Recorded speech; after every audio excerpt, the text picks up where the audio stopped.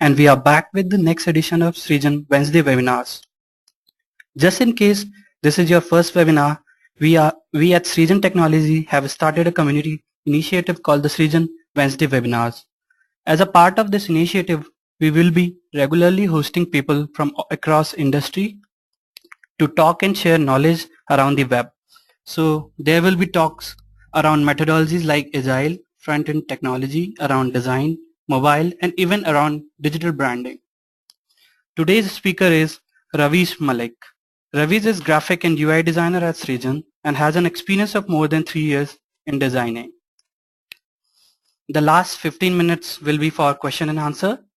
To ask a question, you need to click on the hands up button. Transferring this webinar to the presenter. Thanks a lot people for joining in. For any feedback or queries, please feel free to write us at webinars@srijan.in.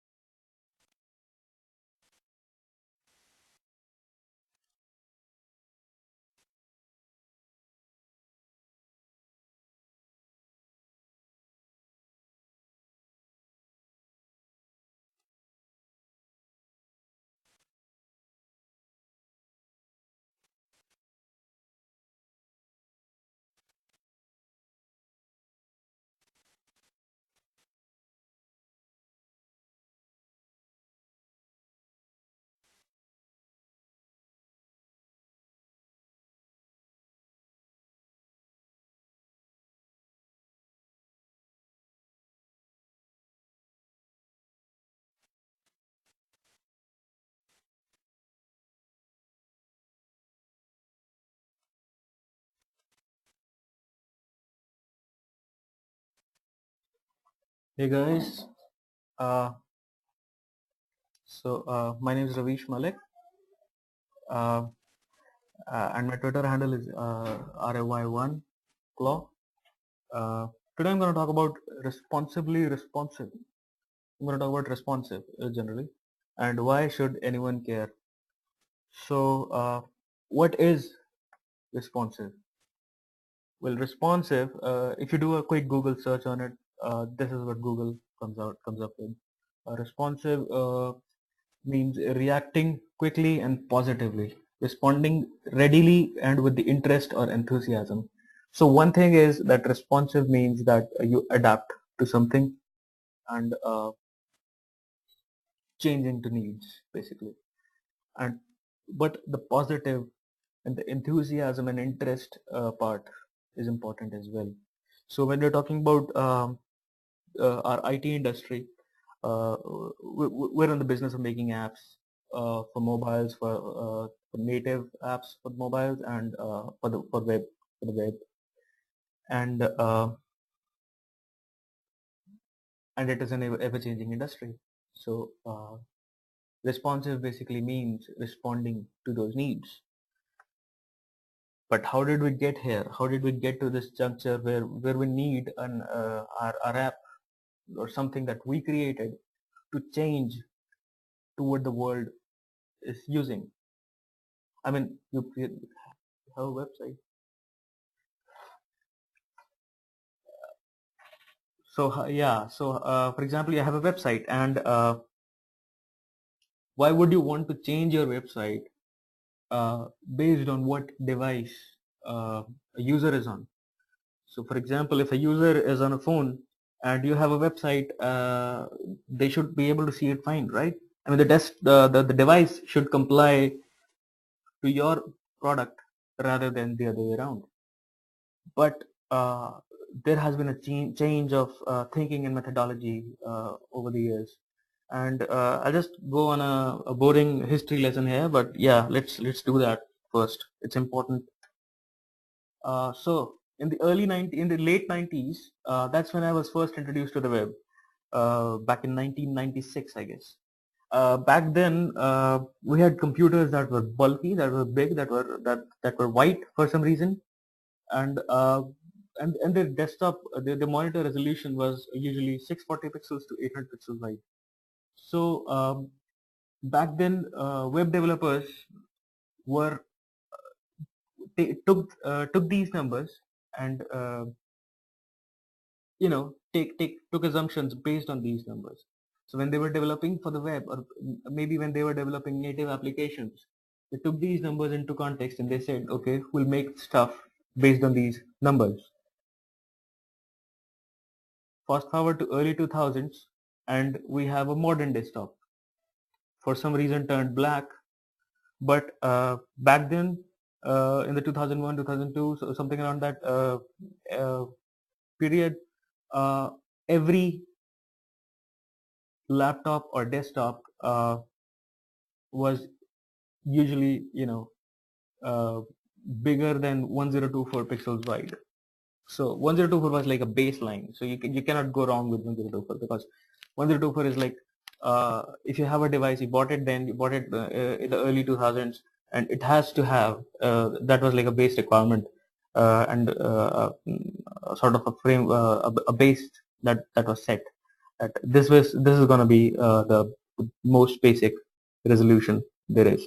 So web designers and web developers, web designers started coming up. Back in the 90s, there were no web designers.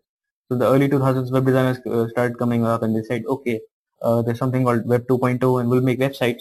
And those guys took this as a baseline and made their websites and laid their websites out, and their apps, desktop apps, based on this number. And then in the late 2000s, specifically 2007, Apple released something very disruptive, something so disruptive, well, it changed everything. There were touch phones before the Apple iPhone. None of them were a commercial success. None of them were usable enough. There were Windows phones, there were other touch phones with the resistive touch screens and everything.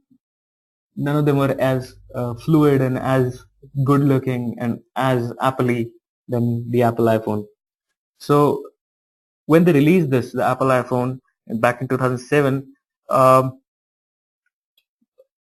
it changed it. It changed stuff, I mean, web developers were forced to think, oh, there's something new in the market, and it has a screen width of 240 pixels. So the pattern that was being followed for decades before it, that screen sizes are just going to expand, and every year or every 2 years there's going to be an increase in the screen size of your device, and your website is just going to look better on these things. This changed it. This brought us back to square one, mostly designers. So apps started they started making apps responsive.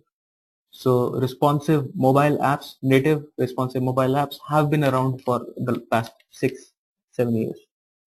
So there are no problems with those things. They have been introduced to all those things.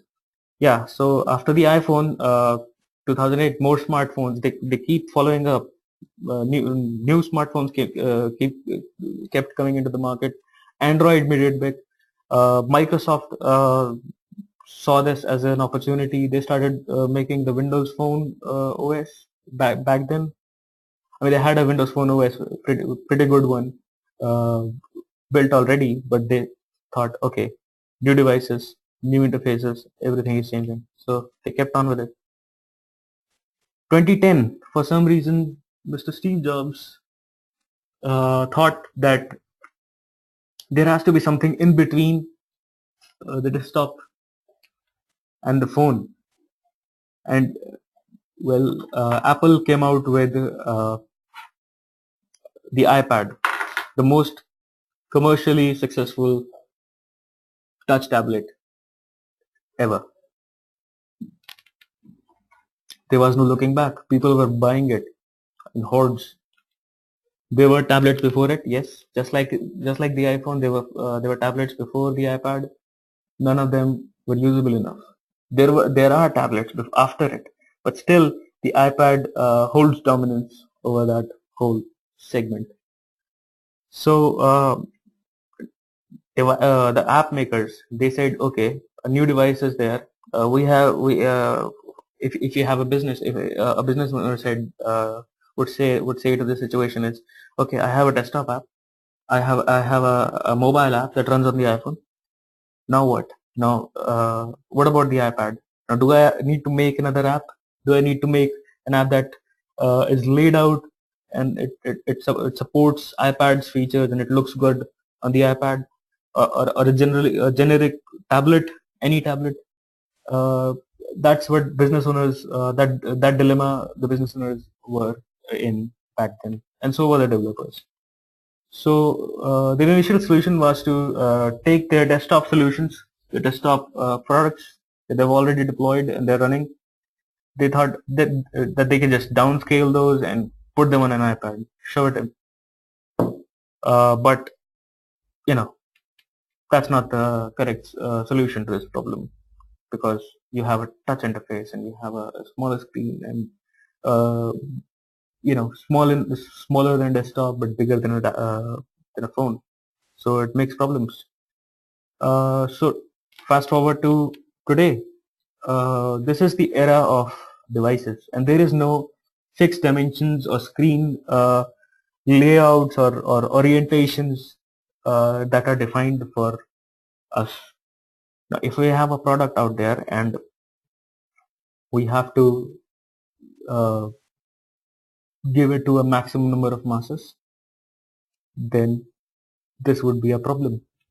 This image, if this image seems too elegant for you, here's another one. Yes, this thing gives me the nightmares. And but what about Apple? Apple brought these devices into the market and they're still doing good. So you'd say, okay, I mean, why is Apple developers are having a jolly good time developing and making these apps, and what's wrong with them? Why are they so happy? Because Apple is the complete opposite of the web. I can say that, yes. Apple has proprietary structures. Apple has fixed properties. Apple has closed stuff. I mean, they are the complete opposite to openness. Whereas the web it's completely opposite to Apple. The web does not comply to anyone. The web does not. It just grows. You know, it's like a trend. Uh, like if a new company comes around and it becomes big, and it uses the web as its base of business, then it can then 5 years down the line that company might not exist because people might see that this company must was just a trend back then, and no one remembers, and things are moving so fast. So Apple might have these rules and definitions. The web is completely opposite to it. So to show you just the numbers, the stats, internet users by country worldwide. If you look at India, here we have horrible uh, internet services.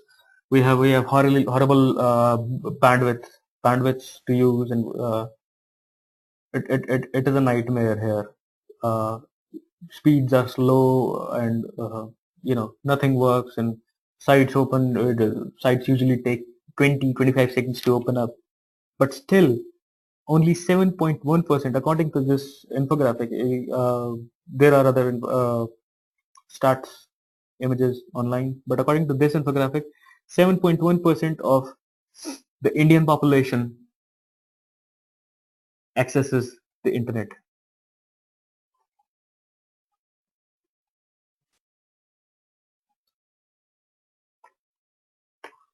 Sorry back there.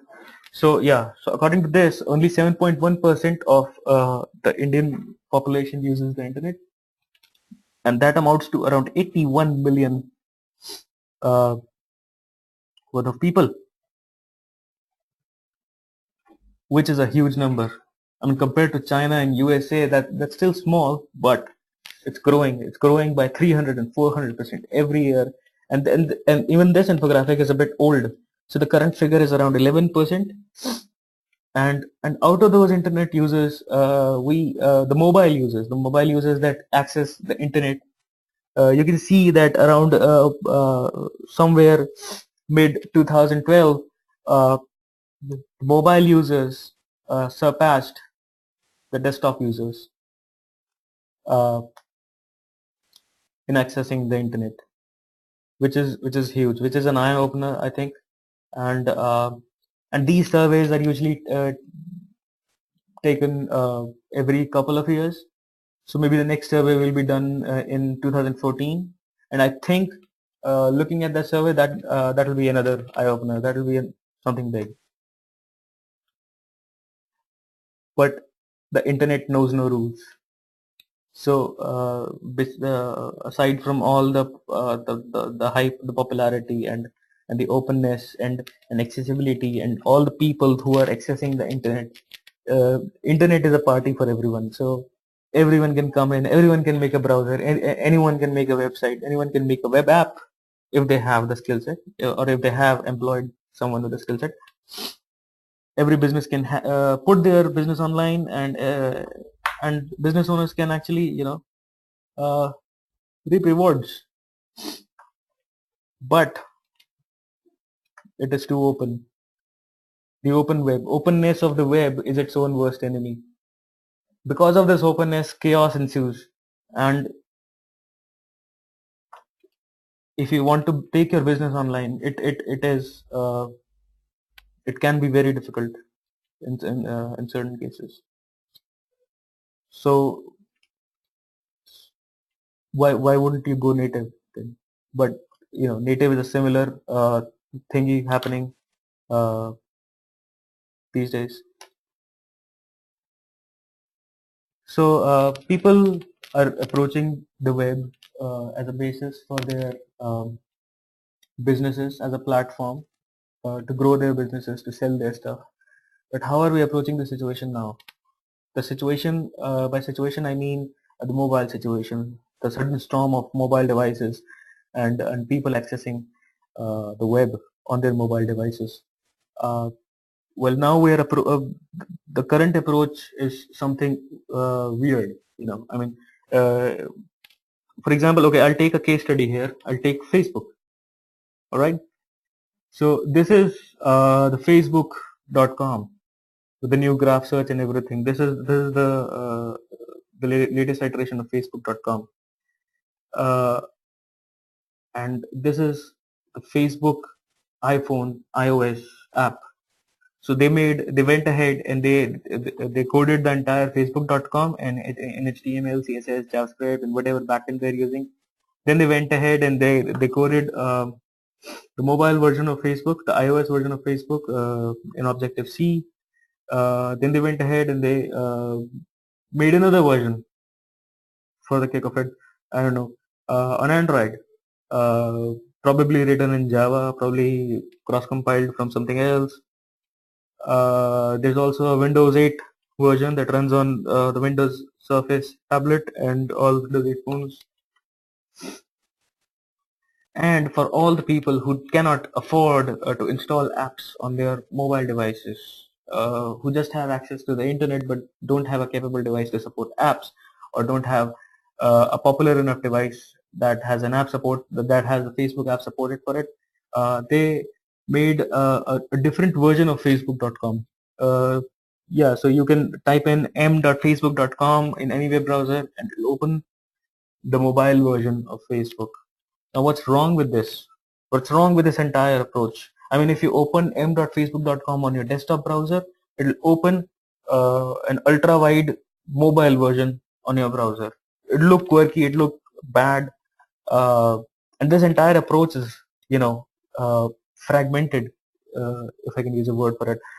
They have separate teams for each of these. So one team is handling the m.facebook.com, one team is handling the facebook.com, and if they bring on a new feature to one version, like for example they brought the new graph search to the desktop version to the main facebook.com, and then the mobile teams, the Objective-C and the Java teams, the Android and the iOS teams, and the Windows Phone teams, they have to re-implement the same feature. They have to keep in sync, and there is too much fragmentation, too many teams to take care of, too much skill set, uh, making different code bases, working on different code bases, releasing different softwares for the same product, just so users can access it anywhere. Why is it that hard? Why is it so hard? I mean, that's not supposed to be, hard. I mean, Facebook is not the only one. This is another site, voices.com, and they also have a mobile version. In fact, uh, many sites I've noticed online, popular ones, the ones I visit every day regularly, they have separate mobile versions, m.voices.com. They have tablet versions, t.something.com.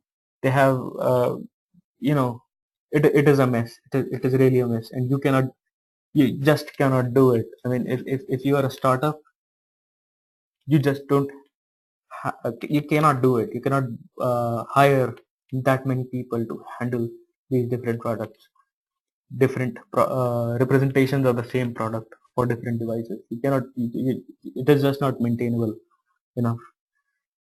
So what we'll have to do is we'll have to take a step back, and we'll have to think again that what is that we should do.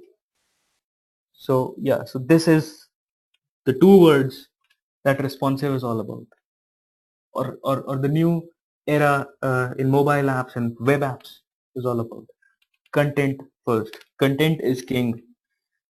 Yes, since the early old websites that looked shitty, uh, all they were showing was content. They were not good at showing content. They were not good at doing that stuff, but the main purpose was showing content. Fast forward to the latest websites, the beautiful designed websites. Their main purpose is to show content. The point is to get the message across. That's it. In fact, that is one reason why these apps are getting so popular these days.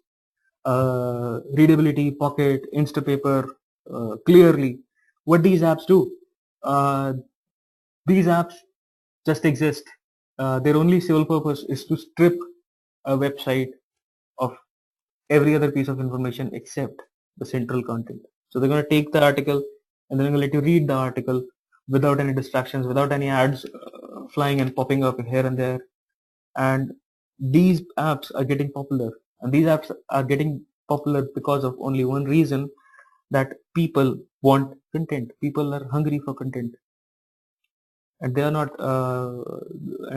showing advertisements and showing and inhibiting their uh, ability to get to your content is only irritating them.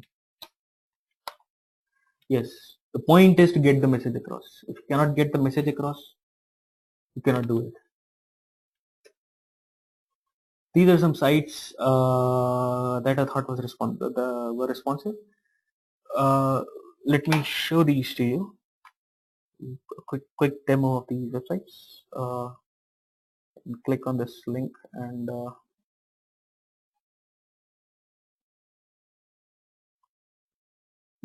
yeah, so this is the Boston Globe website. I hope you can see it. And you can see that as I'm squeezing the window, it's getting very slow for some reason.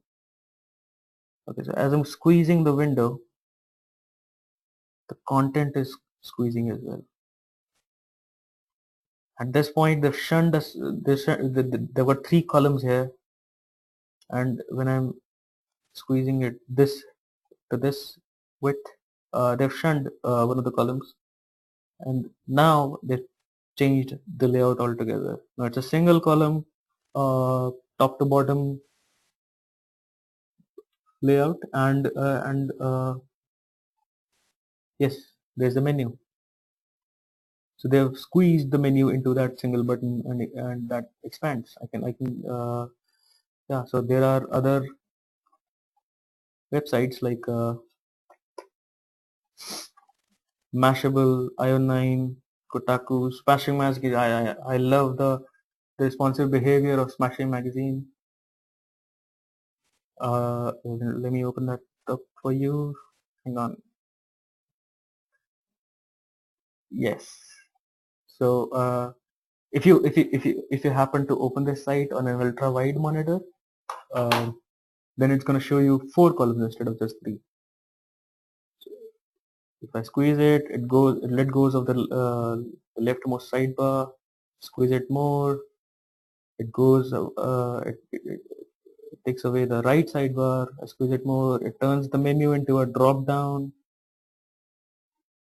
I mean, this is exciting. This is exciting stuff. You can open this website on any device, any platform, anything. You don't have to. The developers made it so that you wouldn't have to care where you'd open it. It will just work. It will just work flawlessly. And that's the beauty of responsive.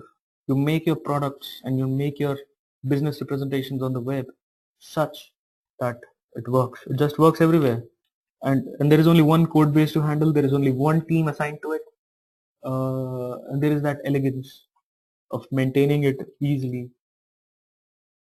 So why should you care? It improves focus. It improves focus of your team and you as you want to build your business. So instead of handling multiple teams and the technical details, you can just put that aside and focus on things that would improve your product rather than worrying about how you would get the message across to the people. So if you have one responsive website, it'll just work everywhere.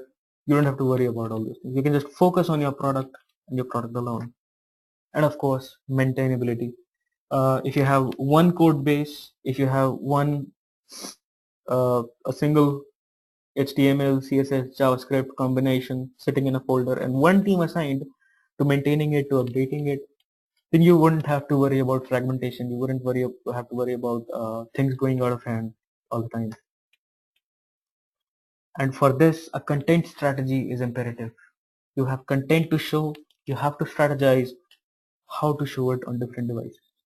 If the layout is changing, if you have 3 things to show and the layout is only restricted to a mobile one, you have to figure out what comes first and what comes next.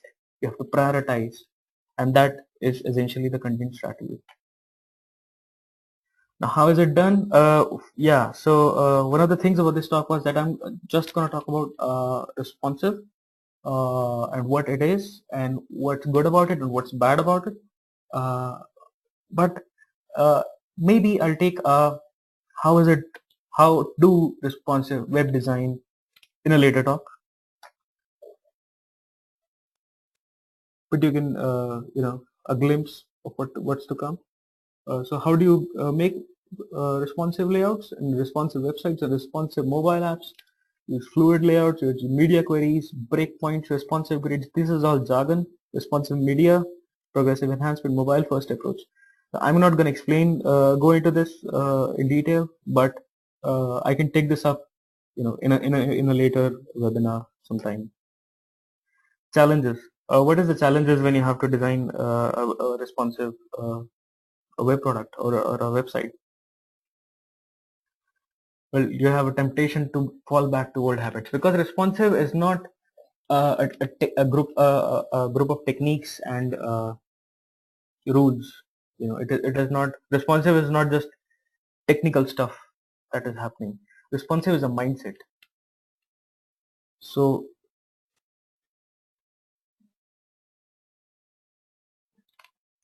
following that mindset, you have to build a content strategy. You have to think about, make decisions on what to show, how to change stuff, how does it all happen, instead of just going with some techniques.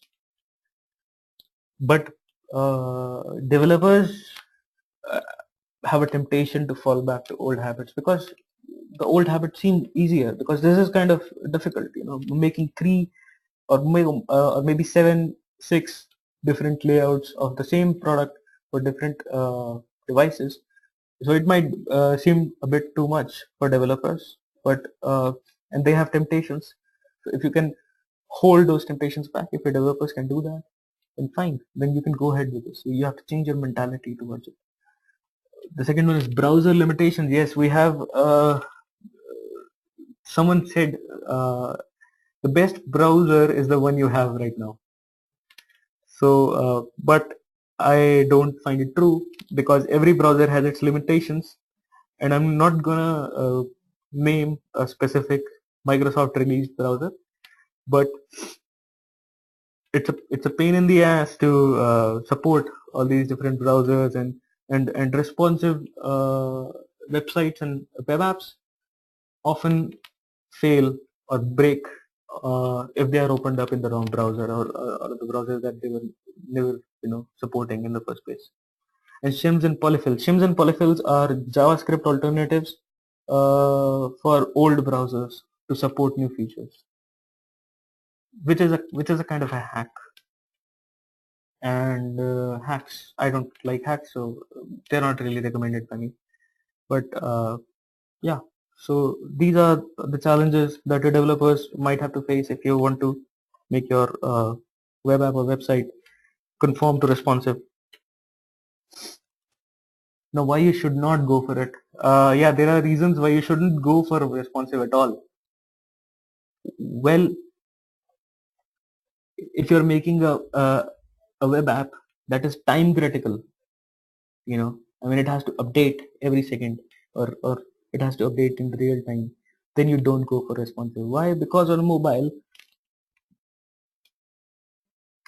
browser, mobile browsers don't have access to the hardware. They're not fast enough as native applications. They don't have access to the GPUs of the devices, and they have limited or no access to device features like camera, GPS, hardware acceleration, and they're not optimized.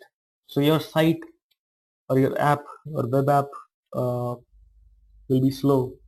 If it is not native, it will be slow on a mobile device or a tablet, because these are powered down devices. They don't have that much of a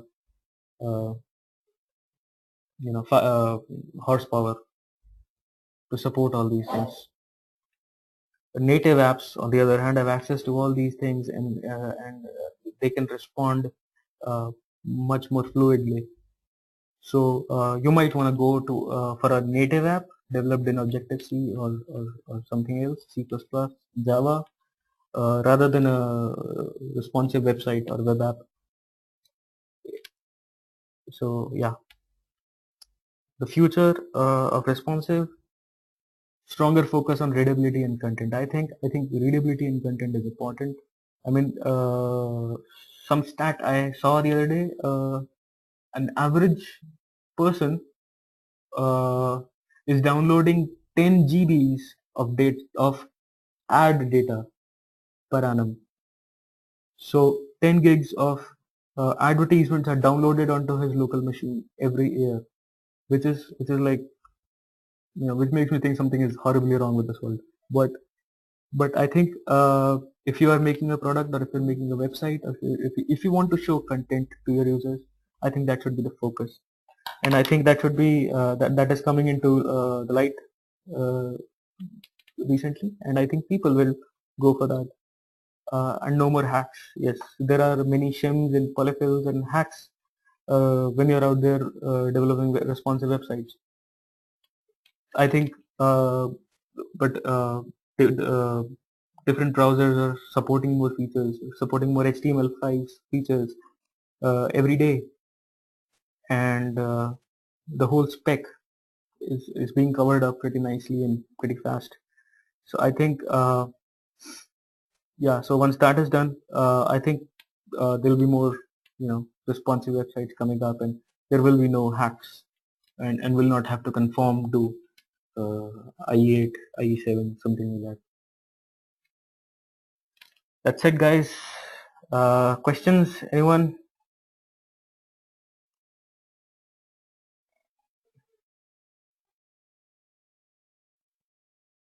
So if you want to ask questions, you'll have to click on the hand button to raise your hand.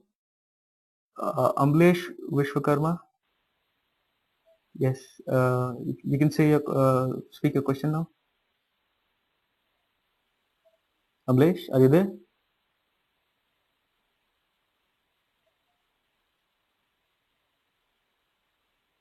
Amlesh?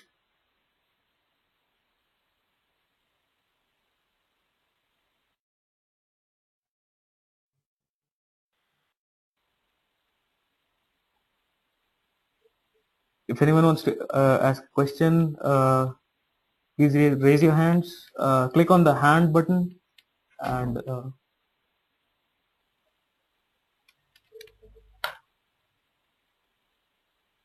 I'll open up your mic access, so you can ask me the question directly.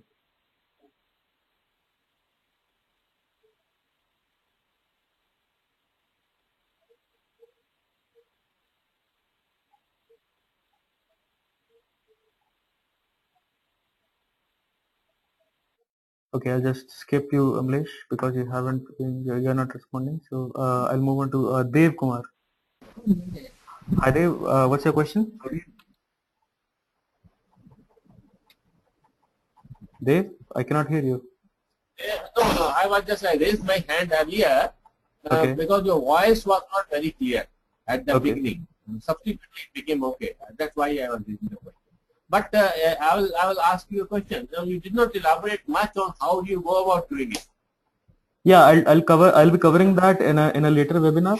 It will be purely technical for developers, and I'll be explaining every bit of it. Right. Do you have any other question there?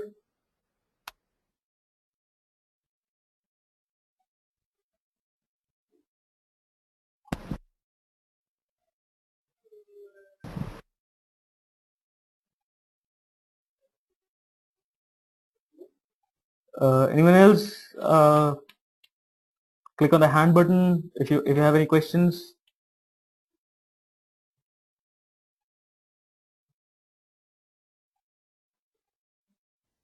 Well, I see no one raising their hands now, so I'll just move on to finishing this up. Thank you. Thank you. And that's my Twitter handle right there. You, sir, I thank you for staying through this.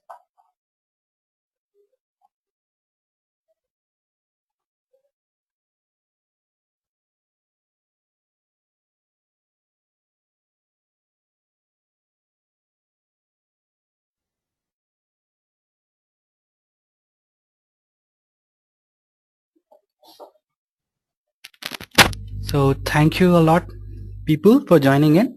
For any feedback or queries, please feel free to write to us at webinars@srijan.in. Thank you, guys.